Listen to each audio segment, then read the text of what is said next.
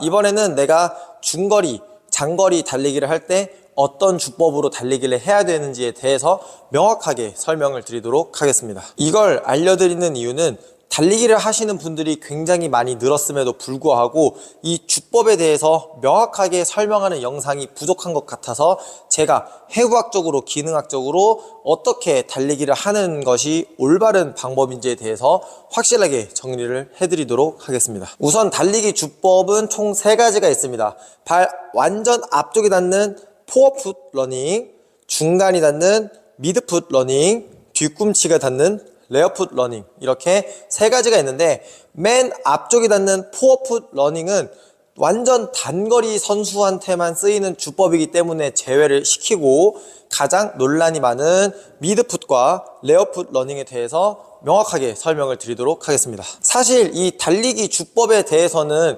논란거리가 될 수가 없는 게 우리가 맨발로 달리기를 해보시면 알겠지만 맨발로 러닝머신을 뛰어보시면 이 뒤꿈치가 닿는 레어풋 러닝을 하시게 되면 절대 빠르게 뛸 수 없게 됩니다. 그러니까 내가 약간 빠르게 달리는 정도에서만 뛸 수 있을 뿐이지 쿵쾅쿵쾅 소리가 나게 달리게 되면 맨발인 상태에서는 레어풋 러닝을 했을 때 뼈가 울리고 발이 아프다라는 느낌을 명확하게 받으실 수 있으실 겁니다.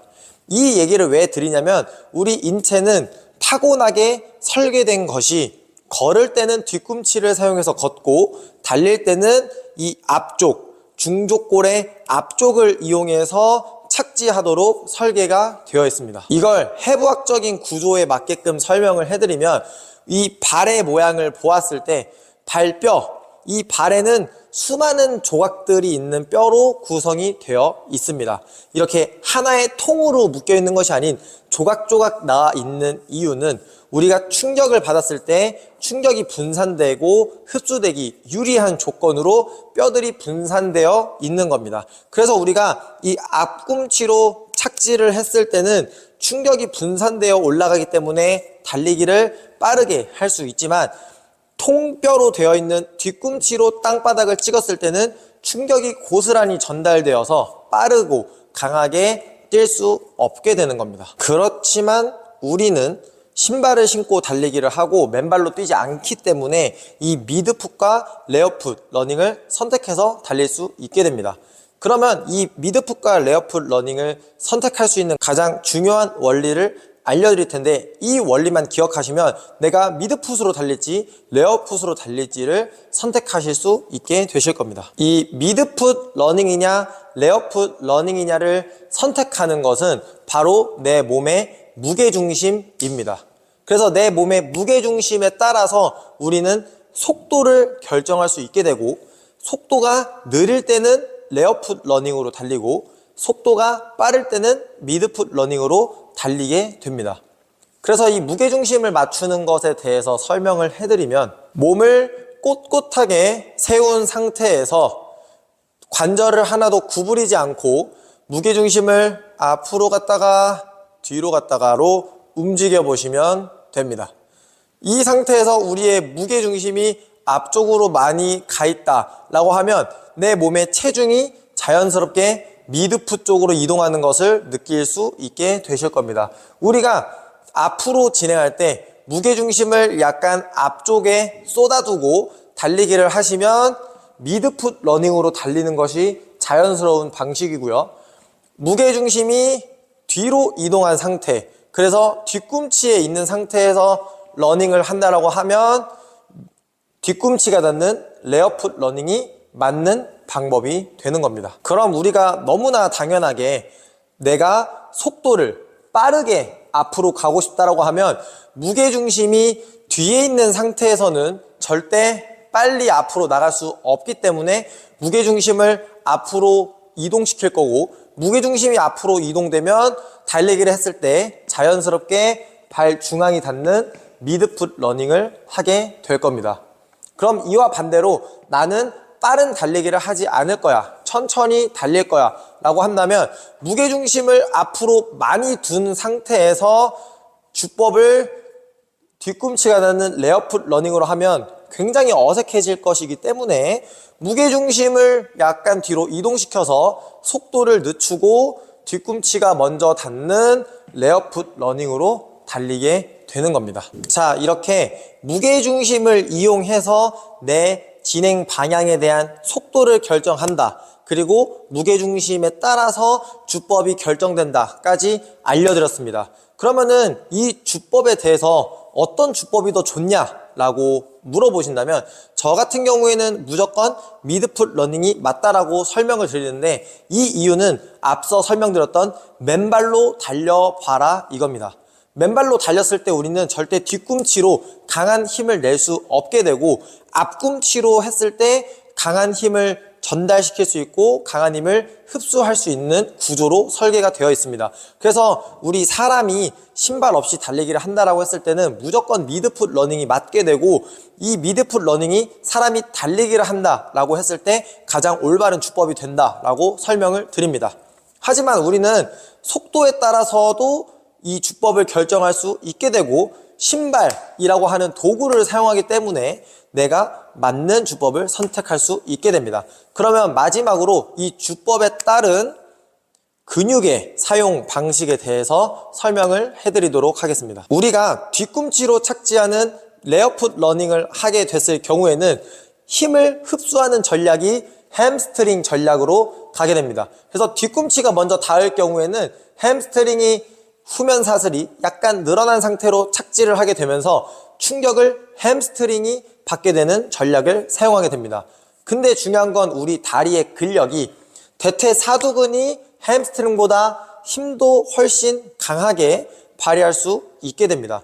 그래서 흡수할 수 있는 탄력, 충격량의 크기 또한 대퇴사두가 훨씬 더 크고 햄스트링은 조금 더 약하게 됩니다. 그래서 레어풋 러닝으로 절대 빨리 달릴 수 없고 빨리 달리려고 할 때 레어풋 러닝을 사용하시게 되면 다리가 금방 지치게 되고 관절이 오히려 아프게 되는 현상을 겪을 수 있게 되는 겁니다.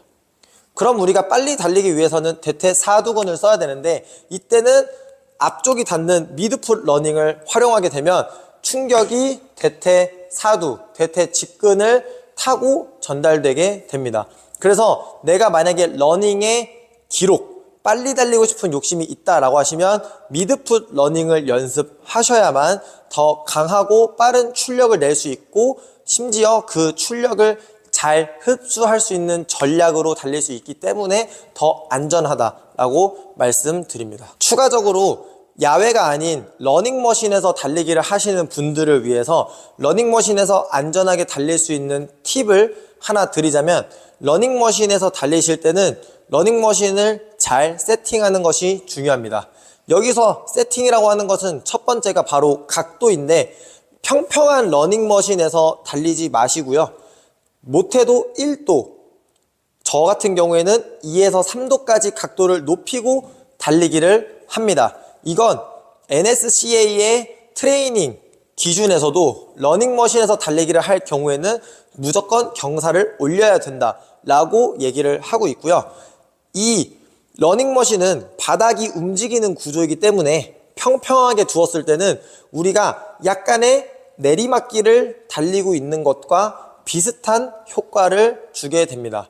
이게 무슨 뜻이냐면 내가 약간 비스듬한 내리막길을 뛰고 있다라고 하는 것은 우리 몸의 충격량이 그만큼 더 커질 수도 있다라고 하는 것이기 때문에 러닝머신에서 뛰었을 때 무릎 관절에 부담이 된다라고 하시는 분들도 있습니다. 그래서 이 부담을 줄이기 위해서는 러닝머신의 각도를 1도에서 3도까지는 올려놓으신 상태에서 달리기를 하시는 것을 추천드리고요.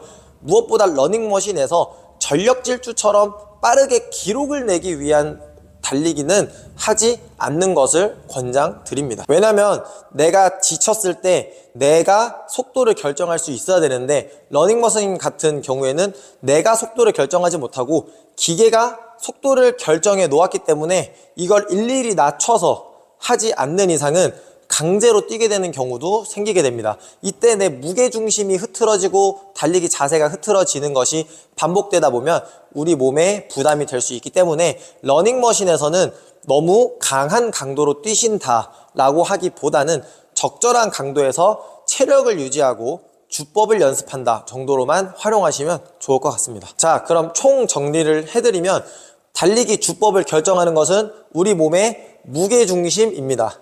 우리 무게중심이 앞으로 왔을 경우에는 더 빨리 치고 나갈 수 있고 더 빨리 달릴 수 있기 때문에 미드풋 러닝을 하게 되고요. 무게중심이 뒤로 빠졌을 경우에는 조금 더 느리게 달리게 되기 때문에 레어풋 착지를 활용하게 됩니다. 그럼 어떤 달리기 주법을 추천하냐라고 저한테 물어보신다면 저는 무조건 미드풋 러닝을 추천드리는데, 이 이유는 우리 인체의 해부학적 특징이 미드풋에 맞게끔 설계가 되어 있고, 미드풋 러닝이 역학적으로 힘을 더 잘 흡수할 수 있고 활용할 수 있는 구조다라고 설명을 드립니다.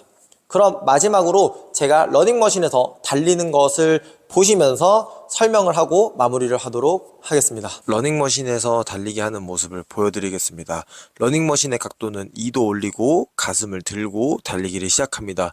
지금 뛰는 것은 상체를 꼿꼿하게 세우고 레어풋 착지로 달리기를 하는 모습입니다. 이렇게 상체를 세우고 무게중심을 약간 뒤로 이동한 상태에서 달리기를 하면 뒤꿈치가 닿는 레어풋 착지로 달리기를 하게 됩니다. 이렇게 레어풋 착지로 달리기를 하다가 몸 전체를 앞으로 기울여서 무게중심을 앞으로 두면 레어풋 착지가 아닌 미드풋 착지로 바뀌어서 달리기를 할 수 있게 됩니다. 이렇게 몸을 사용하여서 무게중심을 변화시키면 레어풋이냐 미드풋이냐를 선택해서 달리기를 할 수 있게 되고, 내가 무게중심을 어떻게 바꾸느냐에 따라서 자유롭게 주법을 선택할 수 있게 됩니다.